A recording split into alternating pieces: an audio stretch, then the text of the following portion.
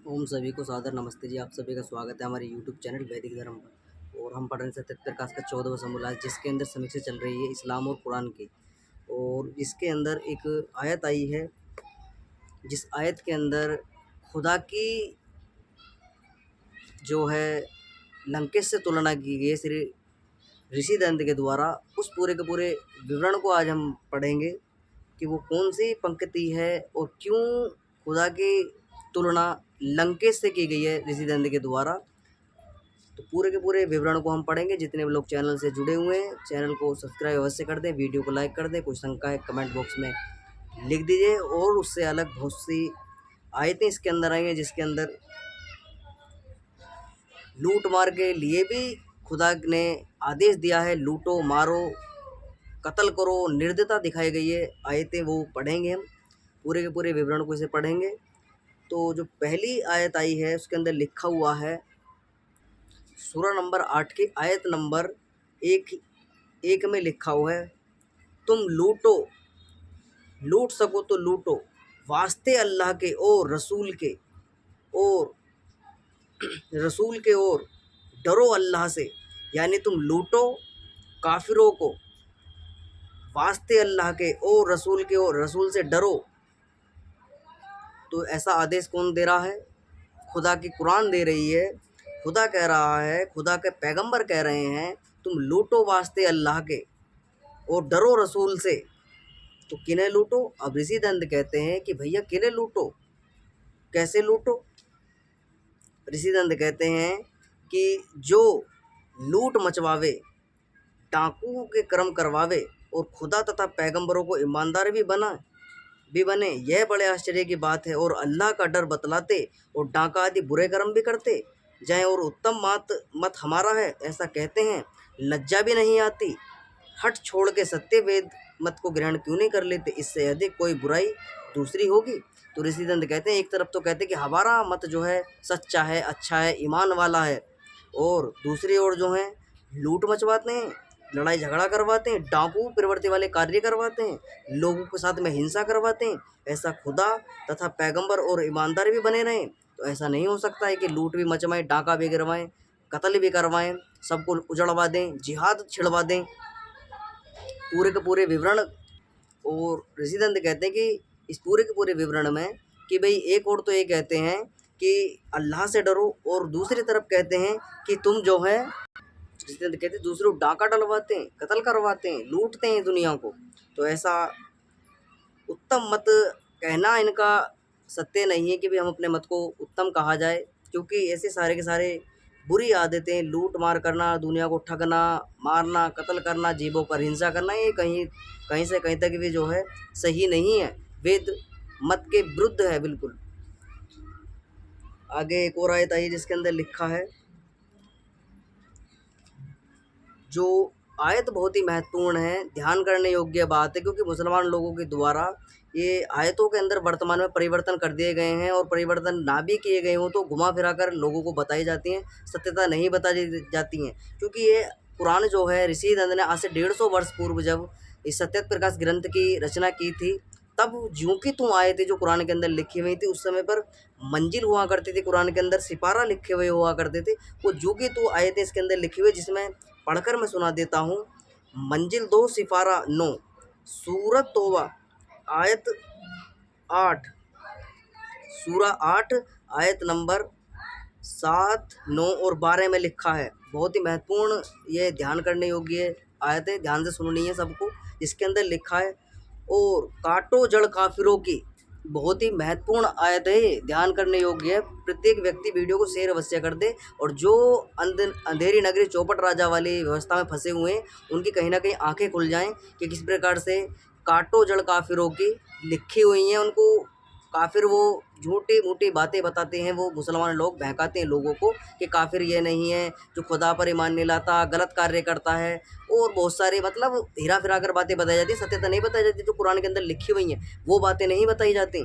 इसके अंदर लिखा है, और काटो जड़ काफिरों की, मैं तुमको सहायता दूंगा। तो खुदा कहता है काटो जड़ काफिरों की और मैं तुमको सहायता दूंगा, शस्त्र फरिश्तों के साथ, यानी 1000 फरिश्तों के पीछे पीछे आने वाले अवश्य मैं काफिरों के दिलों में भय डालूंगा। बस मारो ऊपर गर्दनों के, मारो उनमें से प्रत्येक कोरी को संधि पर। तो कैसी जघन्य अपराध करने के लिए खुदा कहता है, काटो जड़ काफिरों की, मारो उनकी गर्दनों में, काटो उनके जोड़ों को, और सहायता मैं तुमको दूंगा अगर तुम युद्ध में लड़ने से पीछे हटते हो या तुम डर जाते हो, डर कर भागने लगते हो। किसी प्रकार का भय तुम्हारे अंदर नहीं होना चाहिए, तुम्हें डटकर सामने करना है काफिरों का, और काटनी है जड़ उनकी, यानी जड़ से ही समूल नष्ट कर देना है, वंश ही खत्म कर देना है काफिरों का, बिल्कुल तुम्हें पनपने ही नहीं देना है। लिखा है, मारो गर्दनों के ऊपर, प्रत्येक पोरी को काट दो, अलग कर दो शरीर से, प्रत्येक पोरी यानी जोड़ों को काट दो। अब ऋषि दंड समीक्षा करते हैं जिस इस आयत के अंदर, ऋषि दंड ने जिसकी तुलना खुदा की लंकेश यानी रावण से की है, क्रूरता, जघन्यता, अपराधता, निर्दयता की, कि भाई ऐसा खुदा लंकेश के बराबर है। वो पूरा का पूरा विवरण क्या लिखा है, ऋषि दंड ने समीक्षा की है इसकी। वाजी वाह, कैसा खुदा और कैसा पैगंबर दयाहीन है, कैसा खुदा कैसा पैगंबर जो इतना दयाहीन है, जो मुसलमान मत के से भिन्न काफिरों की जड़ कटवाता है। वो खुदा आज्ञा देवे, उनकी गर्दनों पर मारो, गर्दनों को अलग करो, उन काफिरों की गर्दन काटो। कितनी निर्दयता, कितनी क्रूरता, कितनी जघन्यता इसके अंदर भरी पड़ी है। ऐसा पैगंबर, ऐसा खुदा निर्दय है, राक्षस प्रवृत्ति का है। गर्दनों पर मारो और हाथ पैरों के जोड़ों को काट दो। कितनी जघन्य घटना इसके अंदर लिखी हुई है। जो लोग ये कहते हैं कि हिंदू मुस्लिम भाई भाई, वो कहाँ से मुस्लिम, इसी इन आयतों को पढ़ पढ़ कर ही मुसलमान लोग जो हैं हिंदुओं का चारा बनाते हैं। हिंदुओं का छोड़ो, और अन्य मत वाले जो काफिर हैं, जो मुसलमान मत को नहीं मानते, जो गैर मुस्लिम हैं, उनको सबको मारने का हुक्म देता है खुदा, और सहायता और भेजता है कि 1000 फरिश्तों के साथ में सहायता भेजूंगा। काटो जड़ काफिरों के, काटो गर्दनों को, जोड़ों को अलग कर दो, हाथ पैरों के जोड़ों को, हड्डियों को काटो। कितना जघन्य निर्दयता यहाँ पर खुदा के द्वारा, पैगंबर के द्वारा लिखी गई है।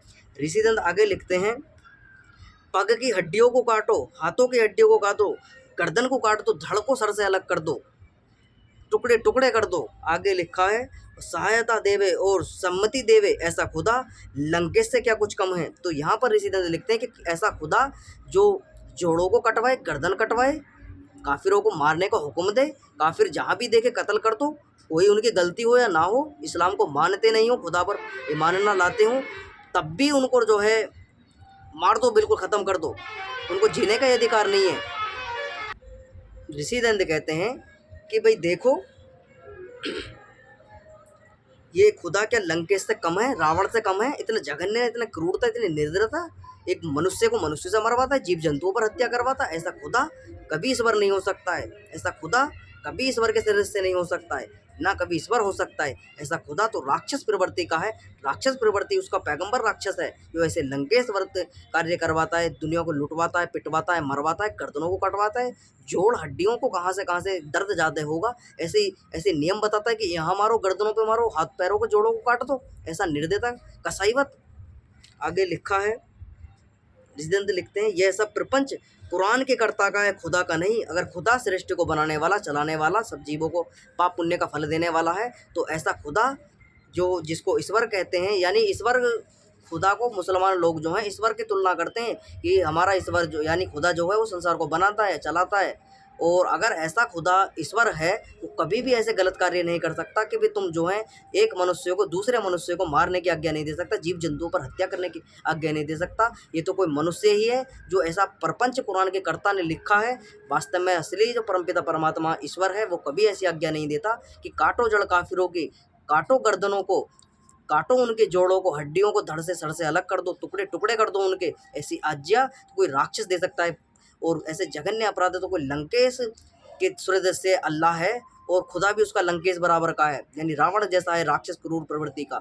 ऐसे कार्य लोगों को करने के लिए, जघन्य अपराध करने के लिए और जो है आदेश देता है, मुसलमानों को भी काट डालो, मार डालो, बस हम ही रहेंगे, जिहाद कर दो, लूट लो संपत्तियों को, कब्जा कर लो उनकी औरतों पर, और उनके जड़ से ही खत्म कर दो, उनके वंश को ही मिटा दो बिल्कुल। ऐसा लंकेश यानी रावण से कम नहीं है, खुदा राक्षस है, राक्षस। आगे लिखा है, तो ऋषिदंत आगे लिखते हैं, ये सब प्रपंच कुरान के कर्ता के, खुदा का नहीं। यदि खुदा का होता तो ऐसा खुदा हमसे दूर दूर रहे। ऋषिदंत स्पष्ट कहते हैं, ऐसा खुदा, अगर खुदा ऐसी बातें लिखता है तो ऐसा खुदा हमसे दूर रहे, और हम ऐसे खुदा से दूर रहें हमारे पास ऐसे खुदा का कोई काम नहीं और ना हमारा उससे कोई काम है। ऐसा निर्दय, क्रूर, राक्षस प्रवृत्ति के खुदा से हम बच कर रहे हैं और हम उससे हमारे लोग बच कर रहे हैं। हमारे पास खुदा का कोई काम नहीं, हम उससे दूर रहें, खुदा हमसे दूर रहे। आगे आयत आई है जिसमें लिखा है, एक और आयत आई है सूरा 8 की आयत नंबर 19, 20, 21 और 30 में लिखा है अल्लाह मुसलमानों के साथ है। इसमें लिखा है अल्लाह मुसलमानों के साथ है। ए लोगों जो ईमान लाए हो, पुकारना स्वीकार करो वास्ते अल्लाह के और वास्ते रसूल के। ए लोगों जो ईमान लाए हो, मत चोरी करो अल्लाह के रसूल की और मत चोरी करो अमानत की अपनी की। और मकर करता अल्लाह और अल्लाह भला मकर करने वालों का है। तो अल्लाह कैसा है? मक्कर करता है अल्लाह, यानी मक्कारी करता है अल्लाह। और अल्लाह जो है मक्कारी करने वालों का है। अल्लाह जो गलत कार्य करते हैं, जघन्य अपराध करते हैं, ऐसों का है अल्लाह जो है। अब ऋषि से भिक्षा करते हैं, ऋषि लिखते हैं क्या अल्लाह मुसलमानों को पक्षपाती है? जो ऐसा है तो अधर्म करता है, नहीं तो ईश्वर सब सृष्टि भर का है। क्या खुदा बिना पुकारे नहीं सुन सकता? बधिर है और उसके साथ रसूल को शरीक करना बहुत ही बुरी बात नहीं। अल्लाह का कौन सा खजाना भरा है जो चोरी करेगा? क्या रसूल और अपने अमानत की चोरी छोड़कर अन्य सब की चोरी किया करें? सबको लूट लें, सबका डांका गेड़ दें, सबकी संपत्तियों को स्त्री आदि सबको लूट लें, सब पर अपनी हुकूमत कर दें। क्या ऐसा उपदेश विद्वान और धर्मियों को हो सकता है? भला जो मक्कर करता है, जो मक्कर करने वालों को का संगी है, वह खुदा कपटी, छली और अधर्मी क्यों नहीं? इसलिए यह कुरान खुदा का बनाया हुआ नहीं है, किसी कपटी, छली का, मूर्ख का, दुष्ट का बनाया हुआ होगा, नहीं तो ऐसी अन्यथा बातें लिखित क्यों होती? ऋषि स्पष्ट कहते हैं खुदा का बनाया हुआ नहीं है, क्योंकि खुदा को ये ईश्वर मानते हैं, ईश्वर का नाम देते हैं खुदा को। लेकिन वास्तव में खुदा को यहाँ देख सकते हो कितनी जघन्यता, कितनी निर्दयता, कितनी क्रूरता। अपनी संपत्ति को तो बचाओ और दूसरों की लूट लो, चाहे उनकी औरतों को लूटो, बीबियों को लूटो, बालिकाओं को लूट लो, लड़कियों पर अत्याचार करो, दुराचार, बलात्कार आदि कर दो, सब संपत्तियों को लूट दो, तहस नहस कर दो, गजवाए कर दो, यानी सब पर जिहाद फैला दो, एकदम मार काट फैला दो, युद्ध छेड़ दो। जघन्य अपराध कृत्य करवाता है ऐसा खुदा जो है वो खुदा ईश्वर नहीं हो सकता है। ऐसा कोई जाहिल मनुष्य, जाहिल व्यक्ति के द्वारा कुरान लिखी गई है और कुरान का बनाने वाला कोई छली, कपटी, अधर्मी, मूर्ख और दुराचारी, व्यभिचारी व्यक्ति है। इसी स्पष्ट लिखते हैं। आगे एक और आयत आई है जो सूरा नंबर 8 के आयत 31 और 39 और 41 में लिखा है और लड़ो उनसे यहाँ तक कि ना रहे फितरना, अर्थ बल काफिरों का, और होवे दीन तमाम वास्ते अल्लाह के। और जानो तुम यह कि जो कुछ तुम लूटो किस वस्तु से, निश्चय वास्ते अल्लाह के, पांचवा हिस्सा उसका और वास्ते रसूल के। तो हिस्सेदारी भी यहाँ पर हो रही है कि लूटो तुम काफिरों को, लूटो बल अर्थात बल काफिरों का, और लड़ो काफिरों से, यहाँ तक कि रहना फितना अर्थात बल काफिरों में यहाँ तक लड़ो कि बलहीन हो जाएं काफिर, लड़ना ही भूल जाएं, बिल्कुल निर्दय, बिल्कुल ज़मीन पर गिर जाएं, बिल्कुल हाथ पैर ही ना चला सके, अपनी रक्षा भी ना कर सकें। बलहीन कर दो काफिरों को, इतना मारो, इतना जुल्म उन पर करो, इतना अत्याचार करो। दीन तमाम वास्ते अल्लाह के, यानी सारे के सारे दीन, तुम्हारे जो दीन है वो सारे के सारे अल्लाह के वास्ते हैं। तुम्हारे जो नेक कार्य किए जा रहे, काफिरों को मारा जा रहा है, वो अल्लाह के वास्ते किया जा रहा है। आगे लिखा है और जानो तुम यह कि जो तुम लूटो किसी वस्तु से, निश्चय वास्ते अल्लाह के, लूटो तुम सारी की सारी वस्तु, और ये जानो कि सारी की सारी वस्तुएं अल्लाह के वास्ते लूटी जा रही हैं। आगे लिखा है ये किसी वस्तु से, निश्चय वास्ते अल्लाह के, पांचवा हिस्सा उसका और वास्ते रसूल के। पांचवा हिस्सा जो लूटने वाले को और बाकी सारा अल्लाह का। अब इसी दिन समीक्षा करते हैं, ऐसा अन्याय से लड़ाने वाला मुसलमानों के खुदा से भिन्न शांति भंग करता दूसरा कौन होगा? अब देखिए, मजहब की अल्लाह और रसूल के वास्ते सब जगत को लूटना, लुटवाना लुटेरों का काम नहीं, और लूट के माले में खुदा का हिस्सेदार बनना जो डाकू बनना है, और ऐसे लुटेरों का पक्षपाती बनना, खुदा अपने खुदाई में भट्टा लगाता है। बड़े आश्चर्य की बात है कि ऐसे पुस्तक, ऐसा खुदा और ऐसा पैगंबर संसार में ऐसी उपाधि और शांति भंग करके मनुष्यों को दुख देने के लिए है। कहाँ से आया है? जो ऐसे मत जगत में प्रचलित ना होते तो सब जगत आनंद में बना रहता। ऋषि स्पष्ट करते हैं, ऐसा खुदा लुटवाता है, पिटवाता है, अपना हिस्सा मांगता है। अगर ऐसा खुदा और ऐसे खुदा की पुस्तक संसार में ना आती तो दुनिया के लोग बड़ी शांति और बिना बड़े अमन से जो है शांति कायम कर कर अपने जीवन को व्यापन करते रहते। लेकिन खुदा ने और खुदा की पुस्तक ने दुनिया का जीना हराम कर दिया, लोगों को जीना मुश्किल कर रखा है कि लूटो जड़ काटो जड़ काफिरों की, लूटो माल संपत्ति लूट लो, धन संपत्तियाँ लूट लो, स्त्रियों को लूट लो, बालिकाओं को लूट लो, जघन्य अपराध करो, बलात्कार दुराचार आदि करो। ऐसा मूर्ख खुदा और उसके मूर्ख बातें उसकी कुरान के अंदर भरी पड़ी हैं। तो ऋषि ने स्पष्ट करते हैं जिनको शंका है वो कुरान में जाकर पढ़ें, या टिप्पणी करने से पहले अपने जाकर अपने खुदा की गिरबान में जाके अपने काफिरों के, यानी जिनको तुम काफिर कहते हो, उनके विषय में पहले कुरान में जाकर पढ़ लें क्या लिखा हुआ और कैसे तुम लोगों को मूर्ख बनाते हो कि खुदा हमारा बड़ा दीन ईमान दयालुता है, ईमान लाने वाले का भला करता है। तुम्हारा खुदा निर्दयता है, दीनहीनता वाला है, निर्धन है, लुटेरा करवाता है, सबको लूट करवाता है, जघन्य अपराध करवाता है सबके साथ में। आगे लिखा है, लास्ट आयत है जिसके अंदर हम पढ़ेंगे किस प्रकार से।